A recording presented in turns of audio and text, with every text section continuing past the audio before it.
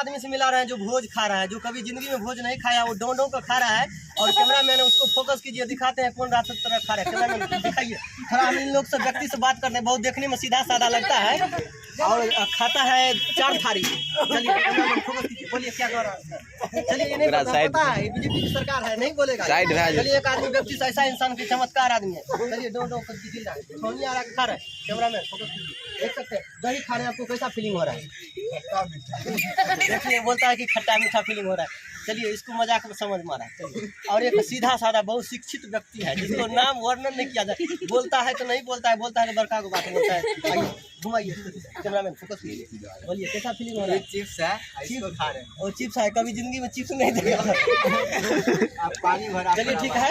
और हम बहुत बढ़िया आदमी एक व्यक्ति है, कभी थोड़ा मुट्ठी उठाइए, देखिए कैसा आदमी है, आपको लग रहा है ना बहुत बढ़िया आदमी है। चलिए कभी थोड़ा भाई एक बार खड़ा हो जाइए, खड़ा हो जाइए, इसका देखिए लंबा, देखिए इसको ढाट लेके थोड़ा उठाइए, देखिए सबसे बढ़िया। ये बेचारा बोल रहा है कि हमको खाते तो है, इसके भी पूछ लेते हैं थोड़ा एक बार। चलिए क्या सब खा रहे हैं? क्या है, क्या है भाई? देखिए ये कन्या है, ये विभूति कन्या है, ये विभूति कन्या है, इसको शर्म होता है। चलिए कोई दिक्कत नहीं है। हमारा नाम